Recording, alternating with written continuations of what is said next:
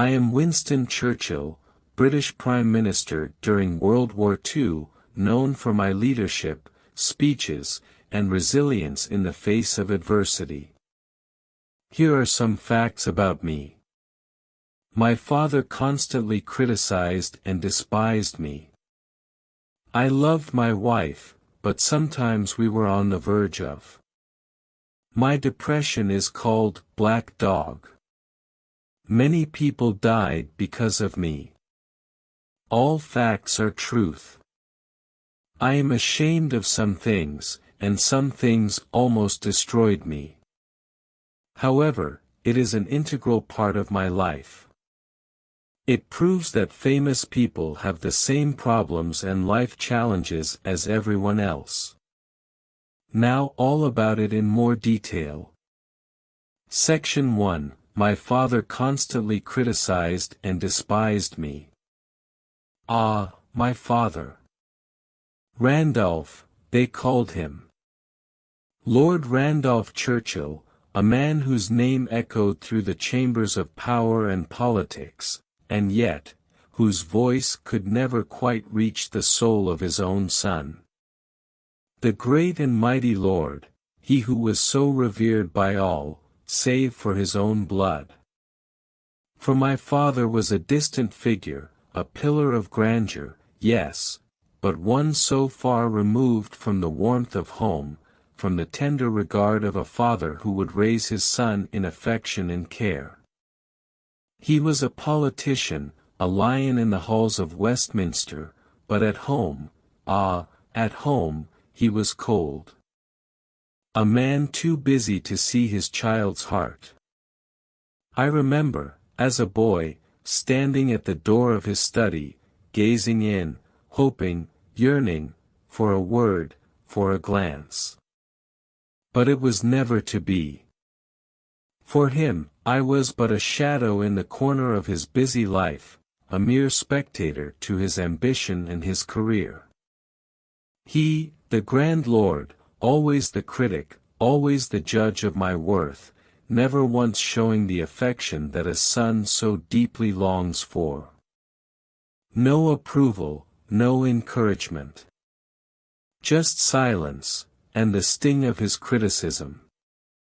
How those words cut, though he spoke them in measured tones, with the cold precision of one who could not, would not, see the pain he caused. And oh, how it weighed upon me.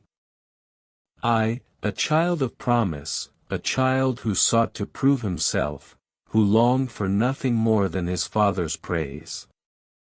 But no, he turned away, his back to me as I reached out, time and time again, only to be met with disappointment.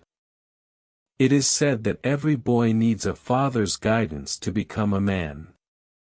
But what am I to become when the father is but a shadow in my life, a distant figure upon a pedestal I could never climb? Then came that fateful day, he was taken from me, just as I was beginning to learn the taste of his harshness. The cruel irony. In the cruelest of ways, my chance at redemption was stolen from me. A man, so full of fire, so full of ambition, and yet, so absent. Gone in an instant. At the tender age of 20, I found myself standing at the precipice of life, without the one man whose approval I had so desperately sought.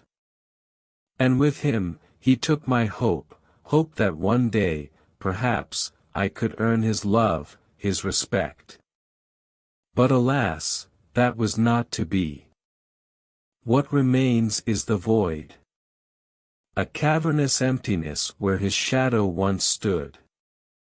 The anger, the regret, the deep ache of unspoken words, they linger, like ghosts, in the corners of my mind. And what a fool I was to believe that his death would grant me peace. No, it only brought me an unresolved wound, a scar that I would carry for years, perhaps for all of my days. For in this world, as in all things, there is no true closure. There is no finality when the heart is left unhealed. I rose, as you may know. I became something. A leader, a figure of strength, of resolve. But know this, every step I took, every victory I claimed, was shadowed by the memory of that man who, despite his greatness, never saw me as his equal, never believed in me as I believed in him. And so, I strive, not for his approval, but for something more profound, more personal. I strive, at last, to prove to myself that I am not defined by his silence, nor by the lack of a father's love. And yet, I will always be his son. And the son will always long for the love of his father. A complicated tale, isn't it? A tale of ambition, of frustration, of an aching heart. And yet, I ask you, what man, in his quest to rise, has not borne the weight of such grief? Perhaps this is the price of greatness, my friends. To be both blessed and cursed by the absence of the one who should have shown you the way. To fight the shadows of the past, and to carry them with you, even as you step into the light. But there is still a fire inside me. And that fire will burn bright, for all the world to see. It burns in defiance of the cold silence I once knew. I shall not be defeated by the ghosts of my past, no, I will move forward. For I am Winston Churchill, and my name shall echo not in the halls of despair, but in the corridors of triumph. And perhaps, somewhere, in the vastness of time, my father's voice shall finally speak the words I long to hear. But that, I fear, is a wish that shall remain unfulfilled. For he is gone. And I am left to carry on. But I shall carry on, for that is what I was born to do. Section 2, I loved my wife, but sometimes we were on the verge of. Ah, Clementine, my dear Clementine. How often I have thought of her, in the quiet of my solitude, in the throes of battle, in the moments of victory and defeat. A love, yes, a love so deep, so true, that it filled the very chambers of my heart. Yet, I am a man of ambition, a man whose mind races with 1,000 thoughts, whose soul is consumed with the call of duty. And therein lies the tragedy, you see, for in my heart, I am devoted to her, oh, how deeply, but in my mind, I am often elsewhere. I would return from the toils of politics and war, from the trenches of discourse and the battlefields of history, only to find that I had been gone too long. Too long for her to bear, too long for her heart to remain whole. My obsession with the duties of this nation, of my calling, left her in the shadow of my ambitions. And I, how I wish I could undo it, left her to bear the weight of my absence. It was never intentional, never cruel, but it was a neglect that wore on her, slowly, inexorably, like the erosion of a once strong stone beneath the relentless tide. There were moments, how they haunt me now, when I saw her eyes, tired and drawn, as she tried to understand. What could she understand of the ceaseless pressure that gripped my every thought? What could she know of the urgency of a nation's need, of the weight of history that I carried upon my shoulders? And yet, in those same moments, I failed her. She, with her quiet grace, her gentle wisdom, was left to contend with a man who could not see beyond his own obsession with the world's affairs. I could not see her pain, and I, oh, how I regret it, left her to suffer in silence. I would return, yes, but I was not truly there. Not as a husband, not as a partner. For the work never stopped. The speeches, the letters, the decisions, oh, they consumed me. And Clementine, she was so patient, so enduring. She weathered the storms of my ambition, of my political battles, and she did so with a strength that, I admit, I failed to truly comprehend. How could I? How could I, when my mind was always elsewhere, always striving for the next victory, the next challenge? And yet, beneath it all, there was love. Tremendous, unwavering love. She was my rock, my anchor in a sea of uncertainty. Even when I was lost in the chaos of my duties, she remained steady, a constant presence in my life. There were times when she would speak of her own hardships, her loneliness, but I, fool that I was, could not see the extent of her sacrifice. She would tell me, Winston, you must live for us as well as for the country. Oh, how I wish I had listened more closely, how I wish I had understood. But love is a strange thing. It endures, even in the darkest of times. Though I failed her, though I left her to struggle alone, she never ceased to stand by me. And I, in turn, came to see the depth of her loyalty. In my later years, I understood it, oh, how I understood it. She never asked for glory, never demanded attention. All she asked was for my presence, my care, and I, yes, I, was too blind to give it in the moments that mattered most. Clementine, my beloved, the woman who stood by me through war and peace, who held my hand through triumph and tragedy. How could I ever repay her for her love, her steadfastness? For her resilience in the face of my neglect? I know not, for how can one repay such devotion? The years have passed, and I stand here, reflecting upon the faults of a man who loved, but failed to give all that was required. What is a man without his family, without the heart of his home? A man who conquers the world, but loses the one he holds dearest. A man who wins the battle of nations, but loses the battle of love.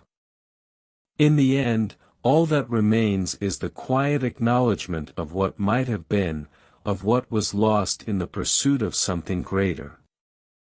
The world will remember me for my victories, for my leadership in the war, for my speeches. But Clementine, she will always be my greatest victory, the one who loved me through my darkest hours. And for her, I am eternally grateful. I only wish I could have been the husband she deserved, a husband who could be there, truly be there, when she needed me most. Ah, but life is not kind to those who wish to divide their hearts. In my mind, I am one thing, determined, resolute, and unwavering. But in my heart, ah, in my heart, I am both a conqueror and a fool. Section 3, my depression is called Black Dog. Ah, yes. The black dog. He pauses, his gaze distant, almost as though he sees it, lurking just out of view, its shadow creeping around the edges of his thoughts. It follows me, you see. It has no name, no shape, no clear form, but it knows me. It knows me better than I would wish. It comes upon me at the most inopportune of times. When I stand before crowds, when I must give my speeches, when the fate of nations hangs on my words, and there, in the pit of my stomach, it begins. A coldness. A heaviness. A weight so unbearable, it is as though I am trudging through thick mud, dragging the very soul of me through the muck. I have fought battles before, but this is my most insidious foe. I have often described it as a black dog. You know, the world sees the image of the mighty Churchill, the bulldog, the unshakable leader, the man who rallied the world to fight against tyranny. I have stood at the front lines of history, my chest swelling with pride as I faced down the might of fascism, as I stood against the darkness of war. But few knew of the shadow I carried with me. Few knew of the darkness that whispered in my ear during the silence of the night. I have stood on the precipice of despair, my hands shaking, my heart racing. The black dog, it comes at me with its cold claws and breath, gnawing at the edges of my thoughts. It tells me that I am not enough, that my efforts are futile, that all of this great struggle, will be in vain. It tells me that I am no leader, no hero. That I am a failure. And in those moments, my friends, I cannot escape it. It roams the halls of my mind. It is the voice that says, "You are weak." It is the shadow that makes me question whether my resolve is a mere facade. It is the weight that makes me wonder, just for a fleeting moment, if the fight is worth it. He takes a slow, steadying breath, his voice a little softer now, tinged with a sorrow that only those who have battled the same beast can truly understand. You see, my struggles with this wretched companion, were not known to many. No, how could they be? I am the man who led a nation through war, the man who stood as a beacon in the fog. I had to be strong. I had to be the pillar, the unshakable force for the people. But in those lonely, quiet hours, when I was alone with my thoughts, the black dog would sit at my side. And there, in the dark, it would tear at me, tear at my confidence, tear at my will. It would whisper to me that I was not fit for my role, not worthy of my position. A man like me, is not supposed to struggle with such things. The world expects me to be strong, to bear the weight of nations. But who bears the weight of the man who must bear it all? I would rise each day, each time, with the same tenacity that carried me through battlefields. But some days, it was a struggle just to rise. It was a battle before the battle even began. And in those moments, I would look out of my window, perhaps at the smoldering remains of a city, or the storm-tossed sea, and think, how can I lead when I feel so lost? How can I stand tall when all I want to do is collapse? But I did not collapse. No, I did not. I fought. I fought for the people, for the cause. But it was a fight that few could see, a war that waged quietly, inside my own mind. It was a war of wills, and let me tell you, there were days I was not sure if mine would win. He pauses again, and a flicker of something resembling regret, or perhaps understanding, crosses his face. I do not speak of this often, you know. There is shame in it, perhaps, for the man who must lead his people through such darkness. We, who carry the weight of the world, are expected to walk with unwavering steps. But I say this now, not as an excuse, but as a truth. The black dog, it has followed many of us. It has followed kings and queens, soldiers and statesmen. It is the shadow that darkens even the brightest of days. And yet, I endured. Through all the darkness, through all the doubt, I endured. For every day the black dog visited, there was a day that followed, when I would rise, shake off the shadow, and carry on. For I am Winston Churchill. I am the man who, even in the face of my own demons, stood before the storm and dared to say, I will not bow. And in that, perhaps, there lies the strength. He looks out, as if seeing something far off in the distance, something beyond the stage, beyond the years of struggle and triumph. So when you speak of me, remember this, not just the victories, not just the speeches, not just the victories over foreign foes, but also the quiet battles, the ones fought in the silence, the ones fought in the heart. For even the strongest among us, even the mightiest bulldogs, must contend with their own black dogs. Section 4, Many people died because of me. Ah, Gallipoli. The name itself is enough to cause one's heart to tighten, to stir the demons that lie dormant in the corners of one's soul. He straightens, his shoulders stiffening under the weight of memory. I was, as you know, the First Lord of the Admiralty.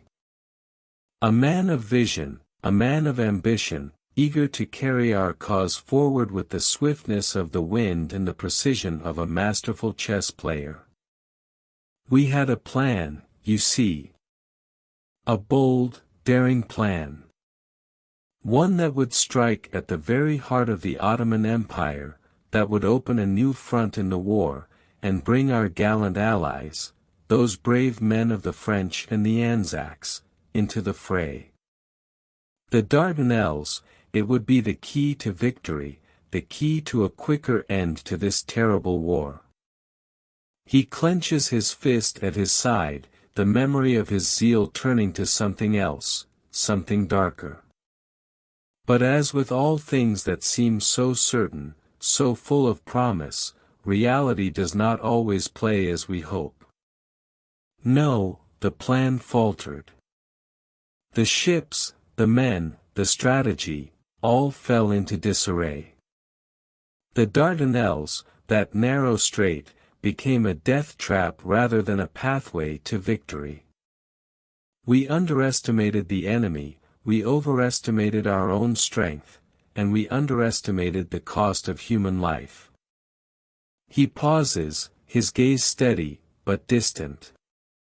A flicker of grief crosses his face, before he steers himself back to the task at hand.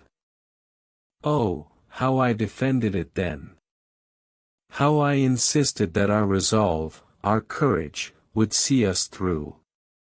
But as the weeks wore on, the bodies piled up. Young men, brave men, my men, sent to their deaths in the name of a cause that was slipping through our fingers. And I, as always, stood at the helm, shoulders broad, mouth firm, doing what I must to preserve the image of victory. But victory was slipping away. How often I have wondered whether the cost was worth the price. He takes a breath, his expression hardening, his voice becoming more forceful. I stood firm then, yes. The critics were many, but they were only words. I had the heart of a lion, and I believed in the righteousness of our mission. But in the end, it was not words that defeated us. It was the unforgiving tide of fate. The campaign failed. The loss of life, the suffering, the blood, oh, the blood. It stained my hands, though I had not wielded the sword. He looks down, a flicker of pain softening the otherwise resolute line of his mouth. And so I resigned. A man must take responsibility when the fruit of his labor is poisoned. It was a humbling experience, to be sure. I had risen with such vigor, such passion.